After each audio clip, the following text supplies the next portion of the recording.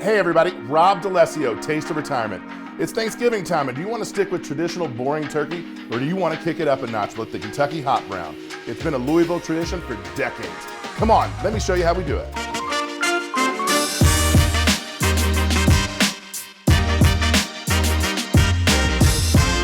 All right, the Kentucky Hot Brown.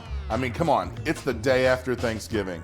Do you want to eat more turkey the traditional way again, or do you want to kick it up 5 notches? And why not do a dish from, maybe from way past that's super, super famous? That's what Kentucky's known for. And basically, it's a play off the Welsh rarebit from England way, way, way back. It was invented at the Brown Hotel, a famous old hotel in downtown Louisville. But the ingredients are pretty simple. You got a toast point. You could use a baguette. I used a brioche that I toasted.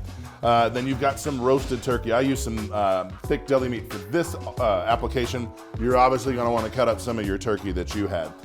You got about 2 cups of milk, Gruyere cheese, Parmesan cheese, unsalted butter, always unsalted butter, parsley, bacon, sliced red tomatoes. You got a flour, and then salt and pepper. And that's it. So how we get started, we're going to take 2 tablespoons of butter, and we're going to put them in the pan. And then once they start to melt and get all happy, then we'll add the flour to it. So the butter's melted down, and we're making a roux. And a roux is very, very simple. It's just fat and flour. That's it. And then you got to cook it up.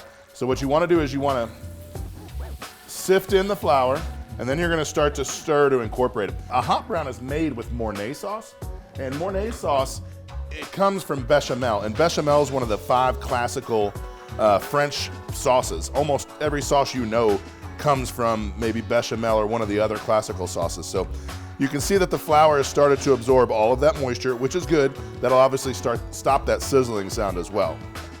Now that roux is just heating up. Now, a lot of times, like if you're making gumbo or something like that, you want to bring that roux up till it starts to get like a nice coffee color. It'll smell real nutty. You don't want to do that here. It's good now because you want the sauce to be like really white, have a nice white color to it. So I've got the 2 cups of whole milk. We add those in, and then basically you've got to stir until there are no more lumps. So it'll take a little while, and don't go too fast, you'll start making a mess everywhere. So as you can see, the sauce is starting to really, really thicken up, but now you want to add the cheese in. So see, the sauce is really silky now, and we're just going to melt down the cheese. And once the cheese is melted down, then I'm going to add a little bit more butter, and then I'm going to add a little bit more milk just to kind of get it just a hair creamier. So the sauce is done. Now I want it a little bit more creamy or just a little bit more liquefied. I've turned the heat off because I don't want it to cook anymore. So I'm gonna add a little bit more milk, and don't go too much. You can always add more, you can't take it back out.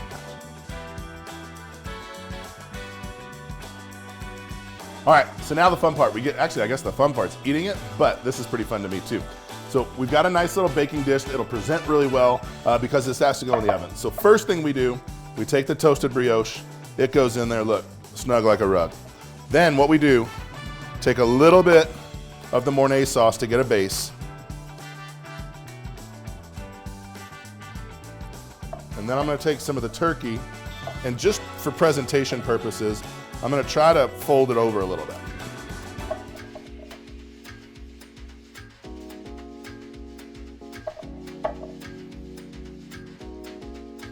And at this point, we want to be very, very generous with the Mornay sauce. Now, if you did not get sleepy enough on Thanksgiving, make yourself one of these today or sometime this week, and it's going to put you nighty nights. Okay?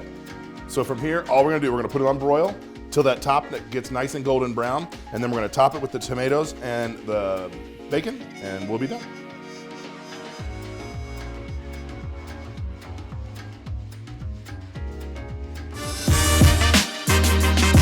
We're just gonna finish it off here. I'm gonna go ahead and put the tomato on. Some people like to put the tomato in, but it kind of cooks it down and that'll stew it a little bit. I like a firmer bite of the tomato, and the heat of that sauce is gonna warm up the tomato anyway. You're supposed to traditionally do 2 strips of bacon crosshatch ways. I like chunk the bacon. That way you're getting a bite of bacon in almost every single spoonful. And then lastly, of course, a little bit of Italian parsley for garnish. And you're done. And there you have it, the Kentucky Hot Brown. None of those boring Thanksgiving leftovers. Kick it up a notch. Now, if you liked what we did today, go to YouTube, like our page. You'll see amazing content just like this. I'm Rob D'Alessio, and this was The Taste of Retirement.